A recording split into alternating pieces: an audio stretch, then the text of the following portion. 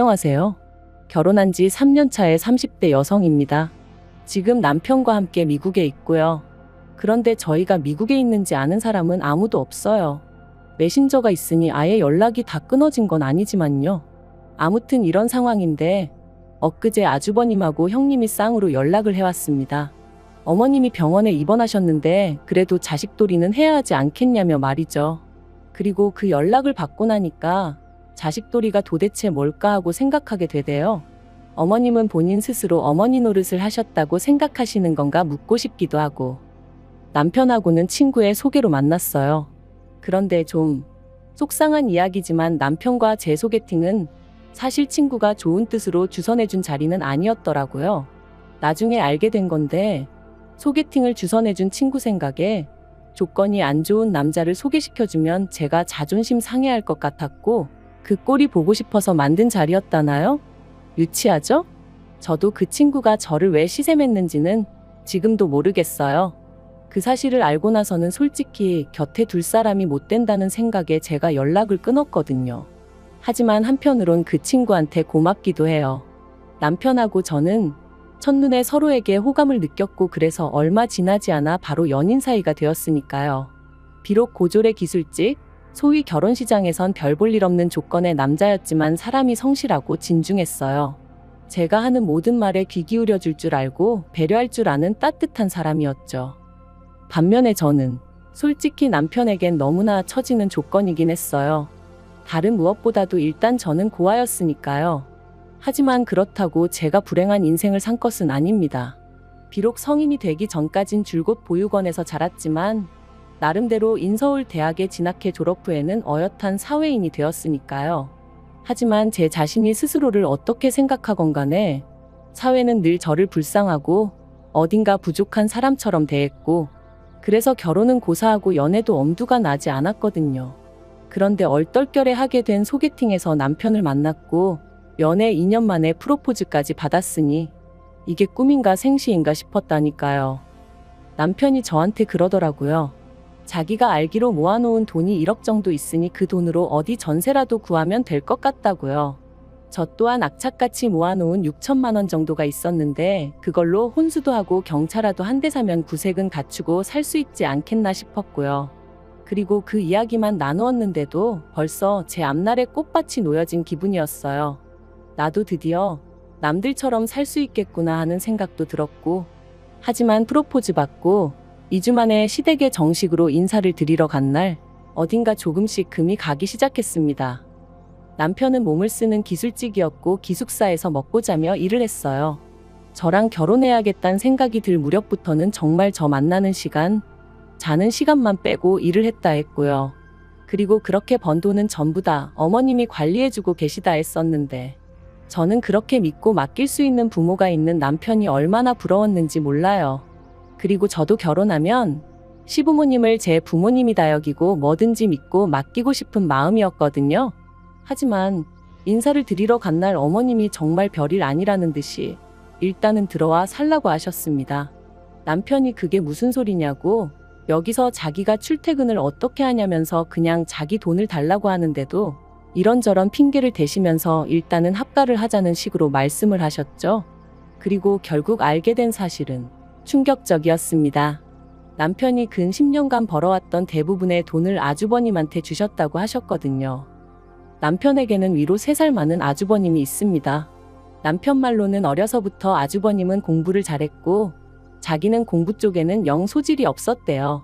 그리고 학업에 대한 미련이 많으셨던 어머님은 어려서부터 소위 공부머리가 있는 아주버님을 무척이나 아끼셨답니다.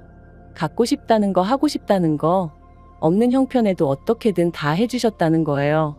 반면에 남편은 공부를 못하니까 그런 걸 바랄 자격이 안 된다면서 안 해주셨다는데 듣는 내내 제가 다 속이 상하더라니까요. 하지만 어쨌든 그러면 뭘 하나요? 서울대 의대를 간에어쩌네 했었다는 아주버님은 사수를 했지만 결국 서울대 의대는커녕 서울 안에 있는 대학도 가질 못했고 이후로 지방에 있는 모 대학을 졸업한 뒤 또다시 3년 만에 공무원 시험에 합격했다고 했습니다. 저희 남편이 고등학교 졸업 이후로 손에 기름때 묻혀가며 번 돈이 알고 보니 그렇게 다 아주버님 뒷바라지에 쓰였던 모양이었죠. 그리고 저는 그때 처음 남편의 눈물을 봤습니다. 원래 술 담배도 못하는 사람인데 그날 제 앞에서 깡소주를 들이키며 엉엉 우는데 제가 이 사람을 지켜줘야겠다는 생각이 들더라고요. 그래서 결국 가진 거 하나 없는 사람이라는 걸 알게 되었지만 헤어지지 않았습니다. 오히려 더 보란듯이 결혼해서 같이 잘 살아봐야겠다고 생각했지요. 한편 결혼식이 다가오자 어머님이 예단 이야기를 꺼내셨습니다. 아무리 본거 없이 자랐다고 하지만 그런 것도 모를 수가 있냐면서 대놓고 무시하시기에 받는 게 하나도 없으니 예단도 못 드린다 했어요. 그랬더니 어머님이 그러면 당신은 물론이고 시댁 식구 아무도 결혼식에 못 가게 하겠다대요. 이때 이런 부모라면 차라리 부모 없는 내가 나을지도 모르겠다는 생각이 들더군요. 하지만 그것과는 별개로 비록 제가 말은 세게 했어도 저러다 진짜 아무도 안 오면 어떡하나 싶은 거예요. 가뜩이나 저도 하객이 얼마 없어 초라할 게 분명한데 남편까지 초라해질까봐 그것도 걱정이 되었고요. 그래서 결국 불량배한테 돈 빼앗기듯 예단 대신 현금 300만 원 드렸습니다. 그런데 어머님, 이걸로 가방 하나 못 산다며 어찌나 신경질을 내시던지 그때 어머님의 표정이 지금도 눈에 선해요. 그리고 정작 결혼식에 오실 땐 사이즈도 안 맞는 이모님 한복을 빌려 입고 오셔서는 저희 한번 안아주지도 않으시대요. 제가 있던 보육원 원장님과 저를 챙겨주시던 교수님이 아니셨다면 제 결혼식은 저에게 그저 눈물로만 남았을 뻔했어요. 그렇게 신혼생활을 시작하고 얼마 지나지 않았을 때였습니다. 어머님이 남편 돈을 다 써버린 걸 알게 된 이후로 당연히 남편은 더 이상 어머님께 돈을 맡기지 않았고 그렇게 경제권은 제 손에 넘어왔지요.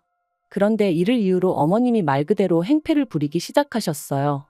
연락도 없이 툭하면 저희 집에 찾아와 현관문을 발로 차셨고 이웃에게 미안해 문이라도 열어드리면 집안 내 작은 집기들을 집어던지며 돈 내놓으라 말 그대로 깽판을 치셨거든요. 어쩜 이런 어머님 밑에서 내 남편 같은 사람이 자랐을까 싶기도 하고 경찰을 불러도 가족 문제니 별달리 도와줄 수가 없다며 저희더러 어머님을 잘 달래서 내보내라 하니 결국 해결책이 돈밖에 없었어요. 그래서 매달 50만 원씩 드리는 걸로 가까스로 어머님을 달랬는데 그 50만 원이 알고 보니 아주버님네 애들 학원비로 들어갔더라고요. 저희는 당장 먹고 사는 게 빠듯해서 애는 꿈도 못 꾸는 마당이었는데 그리고 이런 일들이 몇 번이나 반복되고 나니 아무리 제가 남편을 사랑한다고 해도 지치더라고요. 어떻게든 남편하고 똘똘 뭉쳐 보란 듯이 잘 살아보려고 했는데 이러다 내가 죽겠구나 싶었죠. 그래서 남편한테 이혼하자고 했어요. 어머님 때문에 더는 못 버티겠다고 차라리 혼자일 때가 나았다고 가족이 아니라 왼수라는 말이 이제 뭔지 정말 알겠다고요. 그랬더니 남편이 자기가 어머님을 버리겠다 하대요. 자기는 이제 저 없으면 안 된다면서 어머님 안 보고 살잡니다. 그런데 그게 말처럼 쉬운 일이 아니잖아요. 말 그대로 코딱지만한 땅덩어리에서. 그래서 아무리 남편이 안 보고 살자 해도 그게 그렇게 와닿지가 않았습니다. 그래서 천륜을 어떻게 끊냐 그냥 내가 물러나겠다 했는데 안 된대요. 자기가 어떻게든 방법을 찾겠다고 하더라고요. 그리고 그렇게 이혼 이야기가 오간 지 2달쯤 됐을 땐가 남편이 저더러 미국 가잡니다. 그래서 갑자기 그게 무슨 소리냐니까 남편이 일하는 회사에서 이번에 미국에 공장을 짓게 되었는데 남편더러 관리자로 가겠냐 하더래요. 그래서 그냥 무조건 가겠다고 했다면서 반년만 참아달라는 거였죠. 미국이라니 상상조차 못 해봤는데. 그런데 한편으론 남편과 처음 결혼을 약속했을 때처럼 뭔가 다시 밝은 미래가 보이는 기분이었어요. 인터넷을 찾아보니 못해도 10시간은 걸린다는데 그럼 어머님이 멋대로 찾아오진 못하시겠지 하는 생각도 들고 숨통이 트이는 기분이었죠. 그리고 올해 초 남편이 말했던 대로 저희는 미국에 나오게 되었습니다. 나오기 3주 전부터 조금씩 짐을 싸기 시작했는데 혹시나 어머님이나 아주버님네가 눈치를 채진 않을까 싶어 얼마나 조심스러웠는지 몰라요. 게다가 저도 스스로 좀 당황스러웠던 게 이렇게 가는 게 정말 맞는 걸까 하는 생각이 들더라고요. 지금이야 남편이 저 없으면 안 된다고 하지만 훗날 저 때문에 어머님하고 연 끊었다 저 때문에 형하고도 틀어졌다. 그렇게 저를 원망하게 되면 어쩌나 하는 걱정이 되었거든요. 그래서 몇 번이나 남편에게 정말 괜찮겠냐 후회 없냐 물었고 그때마다 남편은 내가 내린 결정이다. 후회하지 않는다, 당신 탓하지 않을 거라며 저를 안심시키려 들었지만 그럼에도 불구하고 어째서인지 하루가 다르게 걱정이 커져만 갔어요. 그런데 정말 어머님께 감사하다고 해야 할까요? 마지막 남은 전까지 끊어내게 해주셨거든요. 출국을 일주일 남기고 저희 나름대로 이별식이다 생각하며 어머님과 식사 자리를 갖게 되었습니다. 저희 계획대로라면 정말 마지막이 될 자리였으니 말 한마디라도 좋게 주고받을 수 있으면 살아가는데 위로가 되지 않을까 싶기도 했고요. 그런데 그렇게 모인 자리에서 어머님이 대뜸 너네 전세 계약은 언제 끝나냐 하시더니 그게 보증금이 얼마냐고 물으시더라고요. 여담이지만 어머님은 저희 부부가 돈도 얼마 못 번다는 걸 뻔히 아시면서도 그렇게 만날 때마다 돈. 아무튼 그래서 그건 왜 궁금해하시냐니까 아주머님 내가 이사를 가야 한답니다. 시조카들이 통학하는데 신호등도 있고 그래서 위험하다며 학교를 품고 있는 아파트 단지로 이사를 가야 되는데 돈이 한 5천 정도 부족하다고. 그러니까 일단 저희더러 집을 작은 데로 옮기든 시댁으로 들어와 살든 하고 저희 가진 돈은 아주버님네한테 좀 빌려주라나요? 정말이지 한숨이 절로 나왔죠. 그래서 그렇게 못해드린다 하고 딱 자르니 어머님이 내가 너한테 물었냐 내 아들한테 물었지 하시는데 남편이 자리를 박차고 일어나더라고요. 그리고는 아무리 눈에 뵈는 게 큰아들밖에 없다지만 사람이 경우가 있고 염치가 있어야 하는 거 아니냐면서 작작 좀 하시라고 소리를 지르는 거예요. 정말 깜짝 놀랐어요. 결국 그렇게 저희 부부가 먼저 일어섰고 그게 마지막이었습니다. 이후로 일주일 동안 어머님은 물론이고 시댁에 관해서는 서로 일체 언급조차 안 했네요. 그리고 마침내 출국 당일 공항에 도착해서야 어머님한테 전화를 드렸습니다. 그런데 어머님은 전화를 받으시자마자 싸가지 없는 자식들이 이제서야 전화를 했다며 욕을 퍼부으셨고 일말의 희망마저 거둬들인 저희, 아니 남편은 전화에다 대고는 저희 한국 든다고 그러니 이제 저희 죽었다 생각하시라고 악을 썼어요. 그리고는 어머님이 뭐라고 대꾸도 하기 전에 전화를 딱 끊어버리더군요. 미국에 도착하고 이후로 2-3달은 정말로 정신이 하나도 없었어요. 남편이나 저나 영어는 아주 기본적인 의사소통밖에 못하는 사람들이었고 그렇다 보니 여러 가지로 신경 쓸 일이 한두 개가 아니었죠. 그런데 아이러니하게도 그 어느 때보다 즐거웠어요. 마치 처음처럼 저희가 원하는 것, 서로가 바라는 것에만 집중할 수 있었거든요. 싫은 소리가 오갈 일도 없었고요. 그래서 저희 2사람 사이는 전에 없이 더 가까워지고 돈독해져 갔습니다. 그리고 벌써 미국에 온 지 10개월이 다 되어 가는데 아주버님한테 연락이 왔어요. 어머님이 쓰러지셨답니다. 원래도 당뇨에 고혈압이 있으셨고 그래서 제가 한국에 있을 때는 병원도 모시고 다니고 드시는 음식도 챙겨드리고 했었는데 제가 나오고 나서는 아무도 신경 쓰지 않았던 건지 아무튼 그래서 입원을 하셨다면서. 그런데 아주버님 말이 자기는 출근해야 되고 형님은 애들 봐야 하니 어머님 병간호 할 사람이 없대요. 그러니까 저희더러 어디에 있는지는 몰라도 일단은 한국에 와야 하지 않겠냐면서 이러다 어머님 잘못되시면 후회할 거라고 자식 도리는 해야 하지 않겠냐는 거였죠. 그리고 옆에서 가만히 듣고 있던 남편이 형이 간병인 불러드리면 되겠네 했습니다. 그랬더니 아주버님이 야 우리가 돈이 어딨냐 하는데 남편이 욕 나오게 하지 말라고 어머니가 내 돈 다 형한테 갖다 바친 거 모를 줄 아냐고 형이야말로 사람이 돼서는 할도리는 좀 하고 살아라 그러더군요. 그런데 아주버님도 가관이었어요. 난 네 돈인지 모르고 썼어. 내가 달라고 한 거 아냐. 듣는데 정말이지 어이가 없더라고요. 100번 양보해 저희 남편 돈이지 몰랐다고 치면 정말 어머님이 자기한테만 잘해주는 걸로 알고 받았다는 건데 그럼 이럴 때일수록 본인이야말로 더더욱 자식돌이 해야 하는 거 아닌가 싶었으니까요. 그리고 최소한 저희 남편한테 어찌됐든 미안하다 한마디는 하는 게 정상 아닌가요? 그래서 제가 남편더러 그만 얘기하라 했어요. 시간 낭비라고 인간 같지도 않다고요. 그리고 그렇게 전화를 끊고 저희는 둘 다 한참을 말없이 있었습니다. 남편은 씩씩대며 화를 참지 못했고 그런 남편을 보는 제 마음도 편치만은 않았으니까요. 무슨 말을 해야 할지 위로를 해줘야 하는 건지 같이 화를 내야 하는 건지 그조차 가늠이 되질 않았네요. 하지만 결론부터 얘기하자면 어머님을 뵈러 가지는 않기로 했어요. 아무리 부모 자식 간이라고 해도 서로 간의 믿음이라던가 추억이라던가 그런 게 있어야 하는데 남편이 말하길 자기가 아무리 생각을 해봐도 그런 게 없답니다.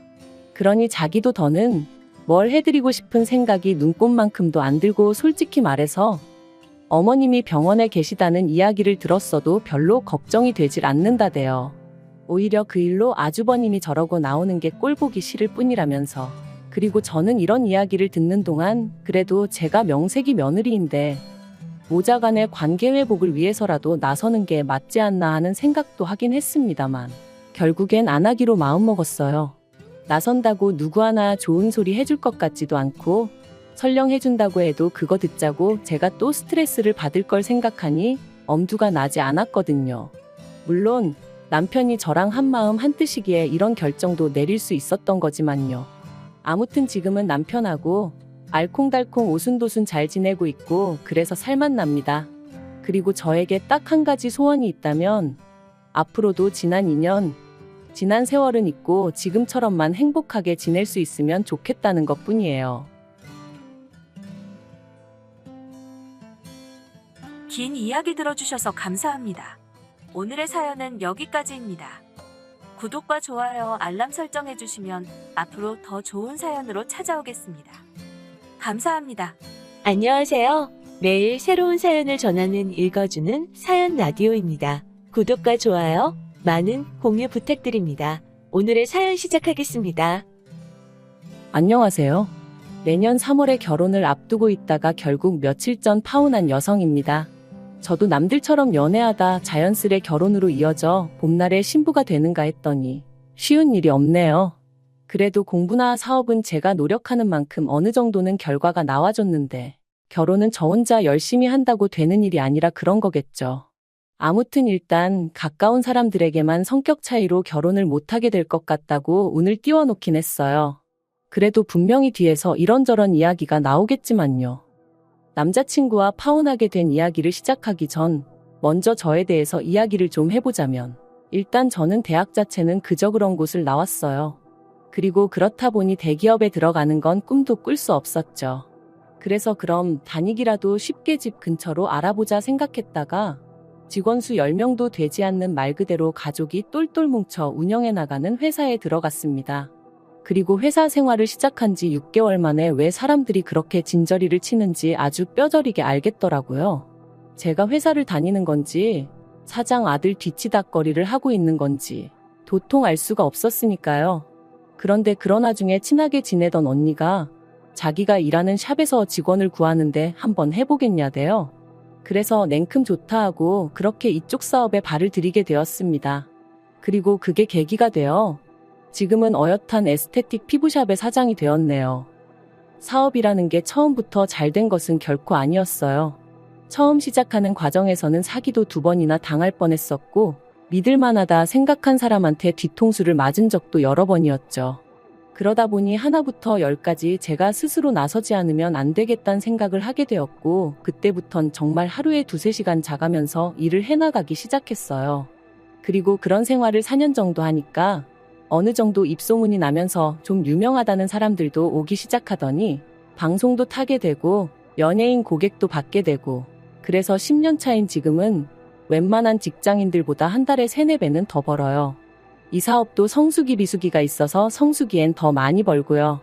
아무튼 그렇게 사업은 성장을 시켰는데 정작 제 몸 돌보기를 소홀히 했더니 언젠가부터 체력이 예전 같지 않다는 게 느껴지대요.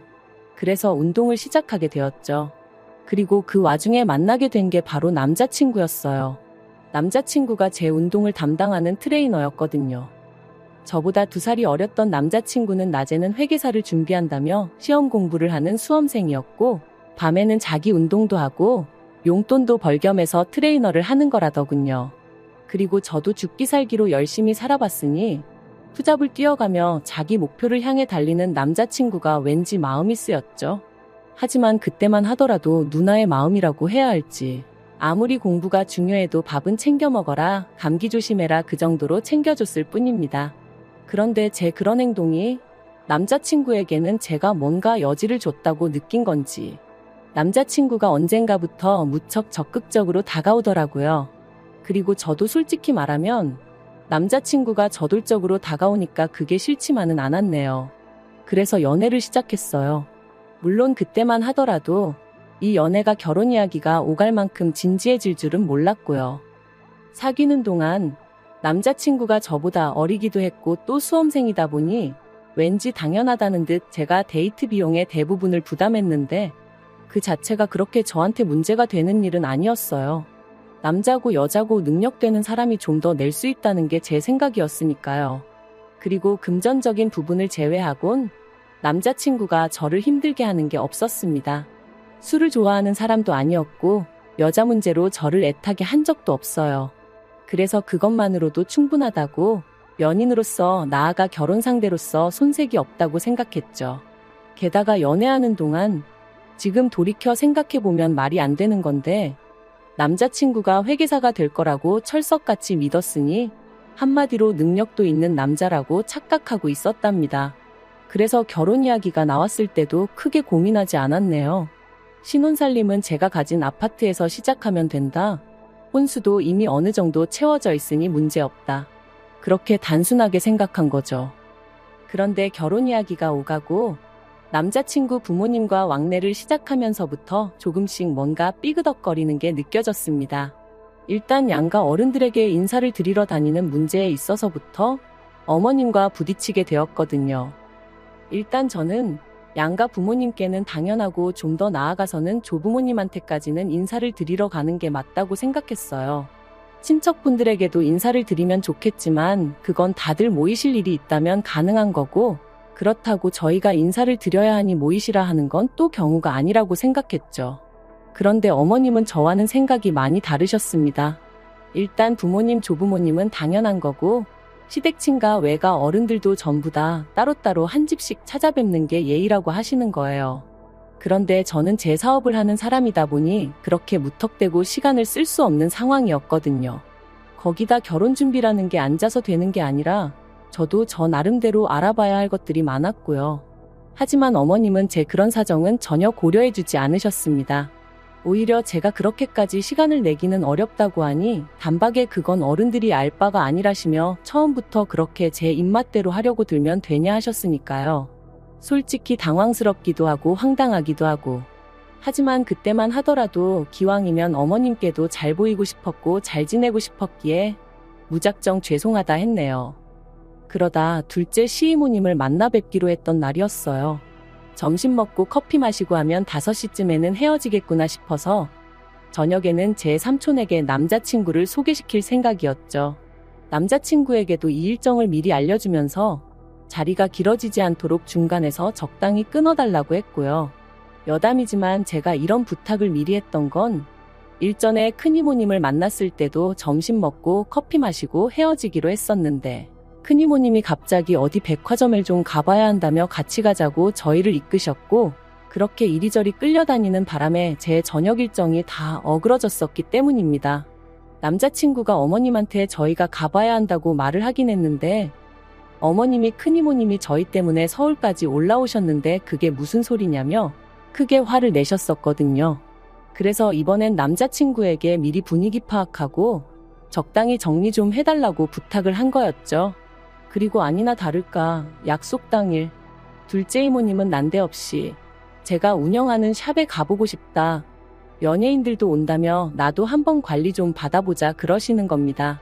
그래서 제가 저희 샵은 예약제고 보통 2주 전에는 예약이 다 차서 힘들다 말씀드렸는데 어머님이 네가 사장인데 안 되는 게 어딨냐며 당신이 시이모님 볼라치 있네 없네. 게다가 시간은 자꾸만 길어지니 제 마음이 너무 초조하더라고요. 그래서 남자친구를 쳐다봤는데 어이없게도 남자친구가 저더러 저녁 약속을 좀 늦추면 안 되냐고 묻더라니까요. 어찌나 황당하고 기도 안 차던지 결국 참다 못한 제가 저랑 남자친구는 저희 삼촌이랑 선약이 있어 이제 가봐야 한다. 샵에 오고 싶으시면 미리 전화 주시고 예약해달라 말씀드렸습니다. 그랬더니 어머님이 저더러 어떻게 약속을 이중으로 잡을 수가 있냐면서 소리를 지르시는 거예요. 그 사람 많은 카페에서 말이죠. 순간이었지만 어찌나 쪽팔리던지. 그리고 한편으론 도대체 나를 뭘로 보시고 소리를 지르시나 싶은 게 언짢기도 했어요. 그래서 어머님께 남자친구야 수험생이니 자기 마음대로 시간 조절을 할 수 있어서 상관없는지 모르겠지만 저는 엄연히 사업하는 사람이고 시간이 금인 사람이다 그러니 이해 좀 해달라 했습니다. 그리고 양가에 다 인사를 드리려면 약속은 2중이 아니라 가능하면 3중으로 잡아야 할지도 모른다고 그 또한 이해해달라고 부탁을 드렸죠. 그랬더니 어머님이 아니 니네 가족들도 다 본다고 그러시는 거예요. 그래서 제가 그게 왜요? 하고 반문하니 결혼하고도 그렇게 친정 식구들 다 만나고 그러고 지내려고 하고 또 물으시는 거예요. 이건 무슨 질문이 이 모양인가 싶은 게 그래서 가족이잖아요 하고 대꾸했습니다. 그러자 어머님이 여자가 결혼하고 나서 친정 기웃거리는 것만큼 꼴보기 싫은 게 없는 법이라면서 집에 가서 저희 어머니랑 얘기를 좀 해보라며 혀를 차셨어요. 도대체 뭐가 문제인 건지 도무지 이해가 안 되더라고요. 그리고 이 일로 저와 남자친구는 다툼 아닌 다툼을 하게 되었습니다. 남자친구는 자기 어머니가 옛날 분이라 그러신 거라며 저한테 너무 의미부여를 하지 말라 했지만 아무리 옛날 분이라고 해도 그렇지 보고 듣는 것도 없으신가 싶기도 하고 결혼 전부터 저한테 일이 막 하시는 걸 보니 결혼 후에는 얼마나 심하실지 생각만 해도 죽겠더라고요. 그리고 무엇보다도 중간에서 아무 역할도 하지 못하는 남자친구를 보고 있으니 한심하기도 하고 이 결혼을 하는 게 맞나 싶기도 하고 그런데 이때 어머님이 결정적인 한 방을 날리셨습니다.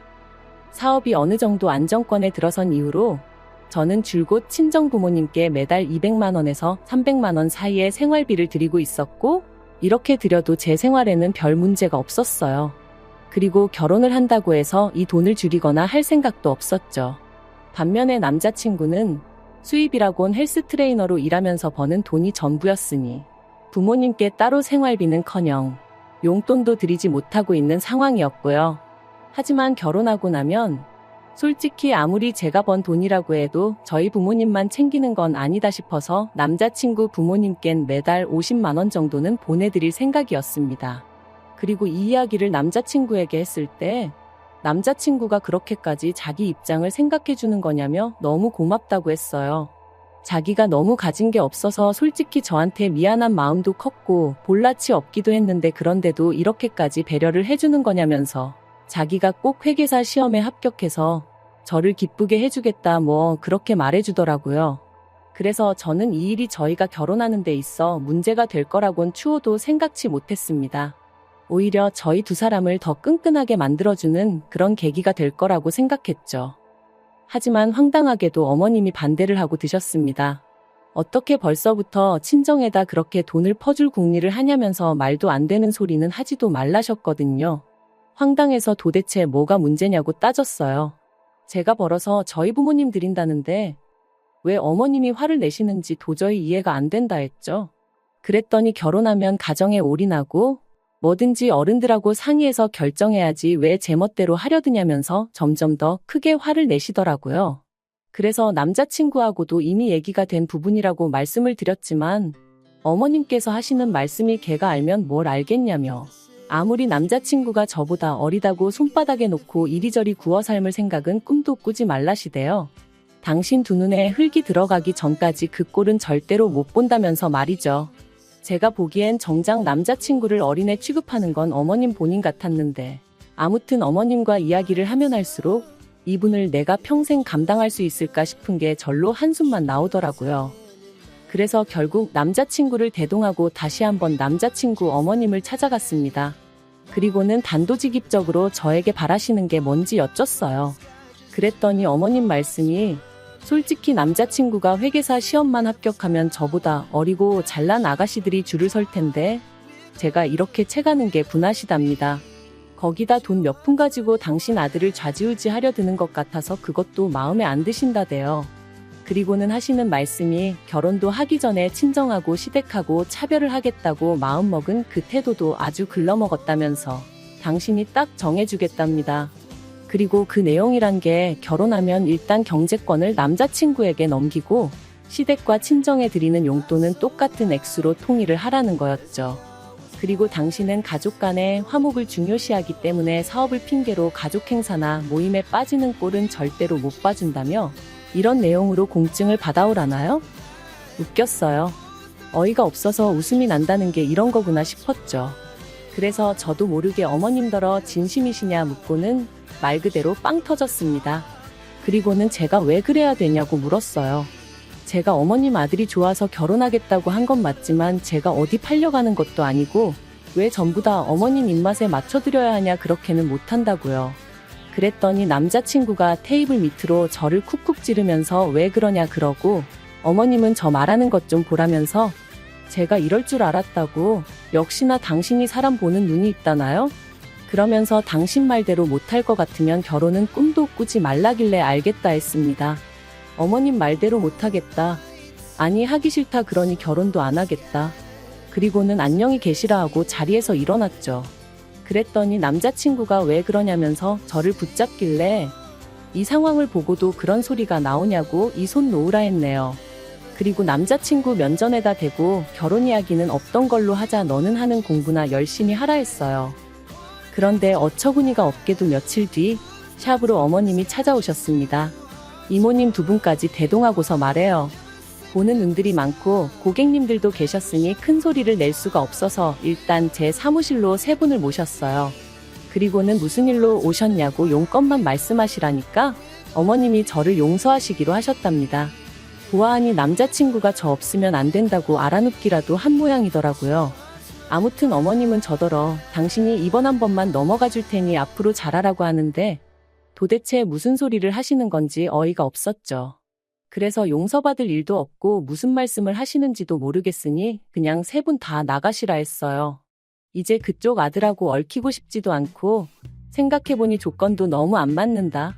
백수나 다름없는 어머님 아들을 하마터면 제가 평생 먹여 살릴 뻔한 거 아니냐. 제가 자선사업가도 아니고 왜 그런 생각을 했는지 모르겠다고 이제 정신 제대로 차렸으니 어머니도 꿈 깨시라 그랬네요.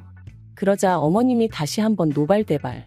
그래도 다행히 이모님 두 분은 나름대로 쪽팔린 게 뭔지 아시는 분들이셨어요. 그런 어머님더러 그러니까 적당히 좀 하지 그랬냐며 타박을 하시고는 그대로 모시고 나가주셨거든요. 그리고 지금 파혼한 지 한 달이 채 되지 않았기에 여전히 마음 한구석이 시릴 때도 있지만 그래도 제 결정에 후회는 없어요. 오히려 제 인생의 소중함도 알게 되었고 사업적인 부분도 보완해 나가며 전보다 더 열정적으로 지내게 되었으니까요. 그리고 남자친구가 어떻게 지내고 있는지는 솔직히 모르겠습니다. 전화번호도 메신저도 전부 다 차단해버려서 제가 먼저 알아내려고 하지 않는 한 그쪽에선 저한테 어떤 연락도 취할 수가 없거든요. 그리고 저는 지나간 과거에 매여 사는 사람은 아니다 보니 거기다 시간 낭비하고 싶지는 않네요. 솔직히 저주를 하자는 건 아닌데 그따위로 해서 회계사가 될 것 같지도 않고 남자친구는 저를 놓친 걸 후회할 게 분명합니다. 그리고 어머님을 원망하게 되겠죠. 뭐 그러면 상황 참 볼만하겠다. 그런 생각이 들긴 하네요. 아무튼 사랑 없는 결혼을 하는 건 미친 짓이라지만 너무 차이나는 결혼을 하는 것도 문제라는 걸 절실히 깨달았으니 두 번의 실수는 하지 않을 거예요. 긴 이야기 들어주셔서 감사합니다. 오늘의 사연은 여기까지입니다. 구독과 좋아요, 알람 설정해주시면 앞으로 더 좋은 사연으로 찾아오겠습니다. 감사합니다. 안녕하세요. 매일 새로운 사연을 전하는 읽어주는 사연 라디오입니다. 구독과 좋아요, 많은 공유 부탁드립니다. 오늘의 사연 시작하겠습니다. 안녕하세요. 얼마 전 돌아온 싱글이 된 30대 여성입니다. 평소에는 다른 사람들 사는 이야기를 듣기만 하던 제가 어쩐 일로 이렇게 제 이야기를 하러 왔냐 하시면 좀 전에 라디오를 듣는데 어떤 이상한 여자에 대해서 얘기를 하더라고요. 그런데 그 여자가 들으면 들을수록 제 전신우랑 꼭 닮아 있는 거 있죠. 그래서 겸사겸사 생각난 김에 시간도 좀 있겠다 한번 저도 제 이야기 좀 해보려고요. 남편과는 처음에 일적인 관계로 만났습니다. 남편은 제가 다니던 회사의 거래처 직원이었고 직군이 영업직이다 보니 저희 사무실에 찾아오는 일이 잦았어요. 그러다 하루는 저희 사무실에 누군가가 저희 둘이 서 있는 모습이 그림이 잘 어울린다 뭐 그런 쓸데없는 소리를 하더라고요. 솔직히 저는 그 농담이 그렇게 유쾌하지 않았는데 정작 남편 혼자 얼굴이 벌개져서는 그리고는 무슨 바람이 불었던 건지 이후로부터 조금씩 사적인 연락을 해오기 시작했습니다. 날씨가 좋으니까 제 생각이 나네 어쩌네 좀 유치하다 싶은 그런 연락들을요. 그리고 저는 그런 연락이 처음엔 좀 성가셨던 게 사실이에요. 그런데 이것도 언젠가부터 오다 안 오면 신경 쓰이고 그렇게 되더니 결국 그렇게 연애를 시작했습니다. 남들이 듣기엔 그저 그런 이야기일지 몰라도 저는 이때만 해도 뭔가 드라마 같고 결혼 생각조차 없던 저에게 찾아온 그런 운명의 상대 같았네요. 남편 하나만 놓고 보자면 사람이 참으로 진국이다 싶었습니다. 어려서 아버님을 잃었고 이후로 혼자 되신 어머님께서 남편을 키우셨다는데 그래서인지 사람이 어려운 사람을 보면 그냥 지나치지 못했고 헛바람 든 구석 없이 성실하고 착실한 사람이었어요. 주변 사람들 말로는 책임감도 보통이 아니라고 했고 무엇보다 사람이 실없는 소리를 안 해서 좋더라고요. 그래서 가난한 시댁 상황이 마음에 걸리긴 했어도 남편감으로서 이만하면 충분하다 싶었습니다. 경제적인 부분이야 맞벌이고 하니까 충분히 극복할 수 있는 문제라고 생각했거든요. 친정부모님도 돈이란 건 있다가도 없고 없다가도 있을 수 있는 거라며 사람 됨됨이가 더 중요한 거다 하셨으니 그래서 연애 1년 만에 미래를 약속했어요. 그런데 결혼 준비가 한창 진행되던 와중 남편이 생각지도 못한 이야기를 꺼냈습니다. 저더러 합가는 어떠냐고 물었거든요. 그리고 저는 당연히 합가는 싫다고 그 자리에서 딱 잘랐어요. 물론 홀어머니인 거 뻔히 알고 있었고 그래서 세월이 흘러 언젠가 모셔야 하는 날이 오면 그때는 당연히 모실 생각이었지만 그렇다고 신혼도 없이 어머님과 함께 사는 건 생각조차 해본 적 없었으니까요. 그런데 남편이 꽤나 서운한 기색을 내비추더니 한다는 말이 어머님이 저희 결혼하는 데 있어 뭐 딱히 도와주실 형편은 안 되시고 그나마 사시는 집에 방 한 칸 남으니 거기에 들어와 살면 어떻겠냐 하셨다는 겁니다. 그리고는 남편이 덧붙이길 자기 생각에 들어가서 살면 생활비도 아끼고 뭐 돈도 좀 모을 수 있지 않겠나 싶었다는데 그 말도 좀 황당하더라고요. 일단 생활비를 아낀다는 것도 애시당초 매달 어머님한테 50만 원씩 드리고 있었는데 같이 살면 그걸 안 드릴 것도 아니고 아마 모르긴 몰라도 오히려 생활비가 더 들지도 모른다 싶었죠. 게다가 그뿐인가요? 어머님 댁에는 이미 신우도 살고 있었으니 제 입장에선 이러나 저러나 불편할 수밖에 없었는걸요. 그래서 남편에게 합가는 정말 아니다, 못한다 했습니다. 그랬더니 남편도 실은 신우가 한번 물어보라고 해서 물어본 거였다며 알겠다고 하더니 더는 말을 안 하더라고요. 그래서 합가 이야기는 그냥 그렇게 끝났다고 생각했어요. 하지만 그건 순전히 제 착각이었습니다. 제가 합가를 안 한다고 했다는 게 신우 귀에 들어갔는지 그래서 신우가 마음이 많이 상하기라도 한 건지 그때부터 알게 모르게 저를 대놓고 무시하고 괴롭게 했으니까요. 게다가 어머님까지 저더러 서운하다 어떻다 하시는데 제가 잘못한 것도 없는데 여러 가지로 죽을 맛이 없네요. 그리고 지금 생각하면 참으로 어리석었는데 신우야 그렇다 치더라도 어머님하고는 그래도 잘 지내고 싶었어요. 저희 친정부모님은 친정오빠와 함께 해외에 체류 중이셨고 그렇다 보니 제 마음 한켠에는 늘 가족에 대한 그리움이 있었거든요. 그래서 지금은 물론 시어머니는 어디까지나 시어머니고 친정어머니가 될 수 없다는 걸 알지만 그래도 그 당시에는 어머님을 친정어머니처럼 생각하고 의지하고 그렇게 지내고 싶었어요. 그래서 어떻게든 어머님과의 관계만큼은 개선하고 싶었던 거고요. 그런데 그 또한 쉽지만은 않았습니다. 바로 신우 때문에요.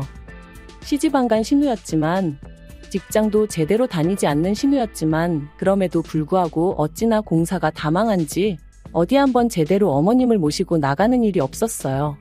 그래서 한창 벚꽃이 날리던 봄날에 어느 날 제가 먼저 어머님께 연락을 드렸습니다. 돌아오는 주말에 꽃 구경도 하고 맛있는 것도 먹으러 가자고요. 그러자 어머님이 그거 참 좋다 하셨고 그렇게 약속을 잡았죠. 그런데 약속 당일 어머님을 모시러 시댁에 갔는데 뚱한 표정을 한 신우가 주섬주섬 어머님 뒤를 따라 나오더니 나도 가도 되지? 그러는 거예요. 좀 황당하기도 했고 그래서 안 된다고 하고 싶은 마음이 굴뚝 같았습니다만 솔직히 그 상황에서 형님은 빠지세요 할 수 있는 사람이 몇이나 되겠어요. 어머님하고 둘이서만 가고 싶어요 하자니 괜히 저만 치사스러워 보일 것 같기도 했고요. 그래서 어쩔 수 없이 네 했습니다. 그런데 차에 타는 것부터가 정말이지 별로였어요. 왜냐하면 솔직히 제가 운전을 하니 신우가 제 옆에 타고 어머님은 뒷좌석에 타시는 게 맞다고 생각했거든요. 비록 신우가 저보다 윗사람이긴 했지만 그렇다고 제가 무슨 운전기사도 아니었으니까요. 그런데 신우는 마치 당연하다는 듯 어머님하고 뒷좌석에 앉더니 그리고는 그때부터 정말이지 무슨 택시라도 탔다고 생각하는 건지 저는 쏙 빼고 어머님하고 둘이서만 조잘조잘 떠드는 거예요. 그것도 저는 못 끼어들게끔 서로만 아는 얘기거리를 말이죠. 하지만 저를 정말 속상하게 한 건 그뿐만이 아니었습니다. 꽃 구경을 하기로 한 곳에 도착했는데 신우가 자기랑 어머님은 먼저 내려달라고 하더라고요. 주차하는데 얼마나 시간이 걸리는 것도 아닌데 그거 좀 기다렸다가 같이 가면 좋겠는데 말이죠. 하지만 신우가 어머님이 멀미를 하시는 것 같다 하니 안 된다 할 수도 없고 그래서 먼저 두 사람을 내려주고 저도 부랴부랴 차를 댔어요. 그런데 주차하고 차에서 내리니 어머님이고 신우고 저를 기다려주기는커녕 벌써 저만큼 걸어가고 있는 거예요. 그리고 거기서 또 당연히 빈정이 상했죠.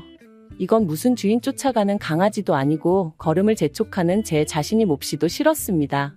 게다가 신우가 어머님 옆에 딱 붙어서 팔짱 끼고 저한테 사진 좀 찍어봐라, 이것 좀 들어달라. 솔직히 너무 마음이 상하더라고요. 이러자고 어머님한테 오자고 한 게 아닌데. 아무튼 그렇게 1~2시간쯤 꽃 구경을 하고 어머님이 배가 고프다며 어디 가서 뭐 좀 먹자 하셨습니다.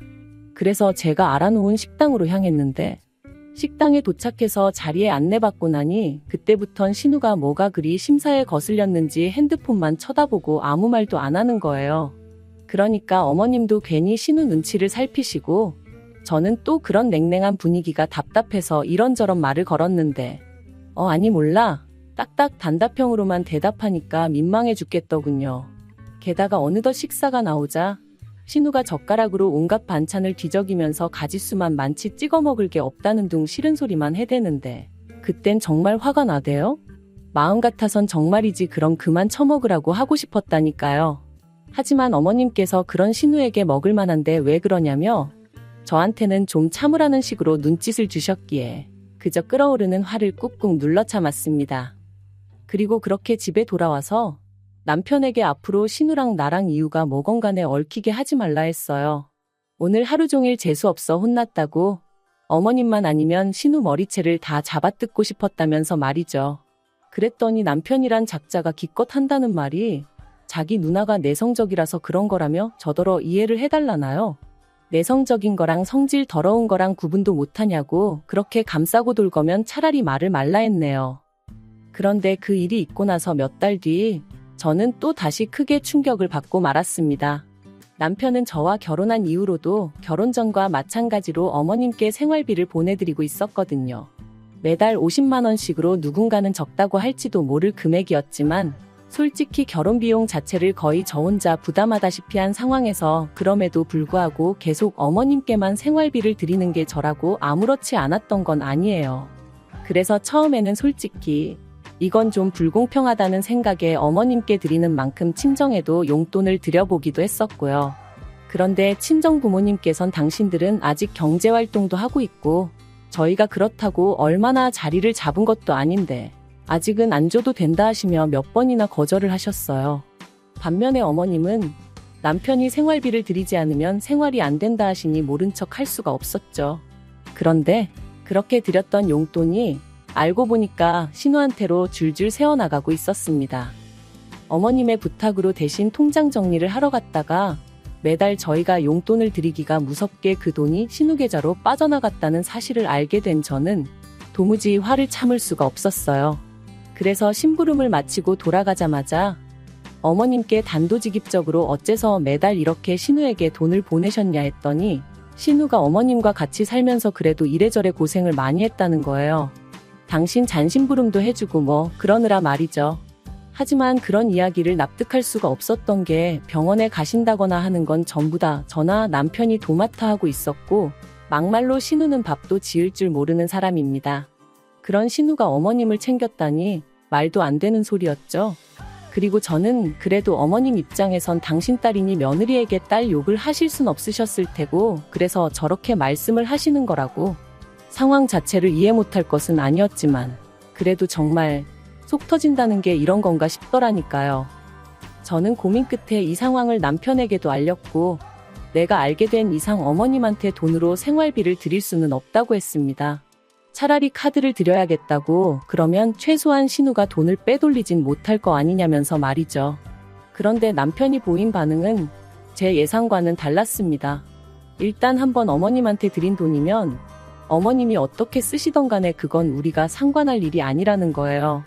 막말로 어머님이 그 돈을 동네 거지한테 다 줘버려도 그건 어머님 자유지 저희가 이래라 저래라 하면 안 되는 거라나요? 정말 어이가 없더라고요. 말이 나왔으니 말이지만 남편이 돈을 얼마나 대단히 많이 버는 것도 아니고 그렇다고 우리가 돈을 쌓아놓고 사는 사람들도 아닌데. 그래서 남편에게 그러면 앞으로 어머님 용돈은 당신이 따로 알아서 챙겨드리라 했습니다. 그리고 이참에 돈 관리도 서로 각자 알아서 하는 게 좋겠다고 했어요. 나는 그래도 내 돈이 당신 돈이고 당신 돈이 내 돈이라 생각해서 한 푼이라도 아껴 쓰고 그랬는데 당신은 나하고는 생각이 많이 다른 것 같으니 나도 더는 애쓰기 싫어졌다 뭐 그렇게 말했던 것 같아요. 그러자 남편이 부부 사이에 어떻게 돈 관리를 그런 식으로 하냐며 투덜거렸는데 그러던지 말던지 더는 제 알바가 아니었죠. 그리고 그렇게 3달쯤 지났을까 어쩐 일로 신우에게서 연락이 왔습니다. 전화를 받기가 무섭게 신우가 고래고래 소리를 질렀어요. 지난달에도 그렇고 이달도 그렇고 왜 어머님 생활비를 안 보내냐면서 굶어 죽으라는 거냐고 난리를 치더라고요. 저는 그때까지도 남편이 어련히 알아서 잘 보내고 있는 줄 알았기에 당황스러웠지만 일단은 신우한테 진정하고 남편에게 연락해보라 했습니다. 나는 어머님 생활비에 관해서는 아는 바가 없다고요. 그랬더니 신우가 한다는 소리가 벌써 아닌 게 아니라 남편이랑 통화했다며 제가 못 주게 했다는 식으로 말을 하더라는 거예요. 그러면서 너무하네 어쩌네. 언제는 친정엄마처럼 믿고 따르고 싶다더니 웃기지도 않는다는데. 그래서 신우한테 제가 못 주게 한 거 아니고 남편이 거짓말한 거라고. 그리고 친정엄마처럼 따르려고 했는데 형님이 계속 방해하지 않으셨냐 그래서 포기했다. 어머님은 어머님이고 나는 그저 며느리일 뿐이다. 그러니 딸 노릇은 앞으로도 형님이 실컷 하셔라 했습니다. 그랬더니 신우가 어버버거리면서 말을 못하더라고요. 그리고 그때 퇴근한 남편이 집에 들어왔고 저는 그런 남편에게 전화기를 넘기면서 알아서 해결하라 했어요.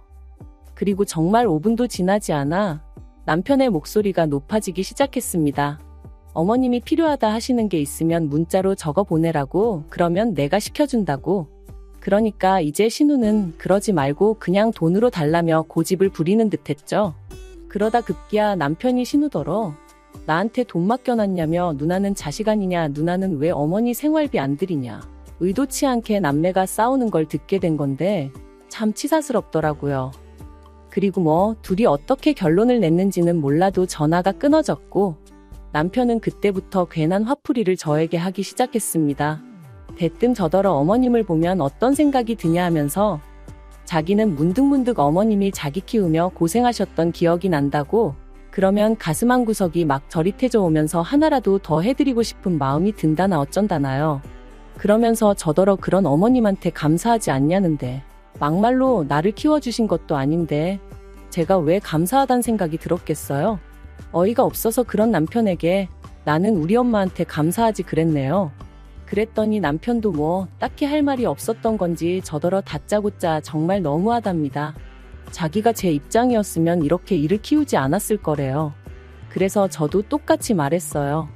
내가 당신 입장이었으면 나도 당신처럼 안 했다고요.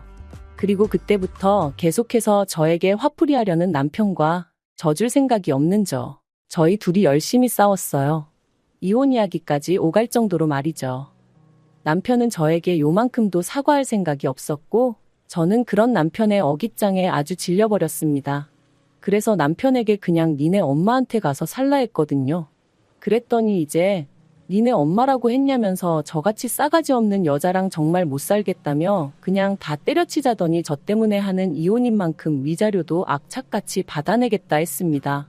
어이가 없어서 한번 열심히 해봐 그랬어요. 배울 만큼 배운 인간이 끝까지 저런 어깃장을 놓는다는 게 어찌나 볼성사납던지 정말 못 봐주겠더라니까요. 그리고 당연히 위자료는 무슨 말도 안 되는 소리였죠. 결국 깔끔하게 서류에 도장 찍고 남남이 되었습니다. 그리고 저희가 이혼한다는 이야기가 나오고 나서야 신우가 한풀 꺾여서는 결혼이 무슨 애들 장난도 아니고 부부싸움 한 번 했다고 이혼을 하냐며 마치 저를 타이르듯 들대요. 그래서 뭔가 잘못하셨나 본데 제가 이혼을 하는 이유는 바로 당신 때문이라 했어요. 남편더러 당신하고 연 끊으라 할 수도 없고 끊어질 연도 아니니 갈라서는 거라고. 남편한테 당신만 없었어도 이런 일은 없었을 거다 했죠. 말이 좀 심했나요? 사실 어떻게든 신우 가슴을 아주 후벼 파놓고 싶었거든요. 제가 신우 때문에 이혼녀가 되는 것 같아서 너무 화가 났었으니까요. 그리고 뭐 어머님은 그냥 미안하다 하시면서 당신을 봐서라도 한 번만 참고 넘어가면 안 되겠냐 하셨는데, 솔직히 남편을 사랑할 때나 어머님도 저한테 의미가 있는 분이셨지, 이혼 얘기 오가는 판국에 어머님을 본다고 제 마음이 왜 달라졌겠어요? 그래서 어머님한테 앞으로 건강하시라 한마디만 하고 어머님 연락처 차단했습니다. 남편하고 신우 연락처도 남편과 완전히 남남이 되었던 그날 싹 다 지우고 차단하고 그랬네요. 지지리 공상처럼 살게 뻔하기도 하고 그렇다고 굳이 그걸 듣고 싶지는 않았으니까요. 그리고 저요? 저는 지금 뭐 아주 잘 지냅니다. 다음 달에는 모처럼 친정 식구들도 만날 겸 나갔다 오려고요. 어떻게 끝내야 하나 싶은데 하여튼 아니다 싶은 일이나 사람이 있다면 너무 미련을 두지 마시길 바랍니다. 때로는 뭐라도 해보려고 하는 것보단 그저 그렇게 놔주는 게 더 이로일 수도 있으니까요. 긴 이야기 들어주셔서 감사합니다. 오늘의 사연은 여기까지입니다. 구독과 좋아요, 알람 설정해주시면 앞으로 더 좋은 사연으로 찾아오겠습니다. 감사합니다.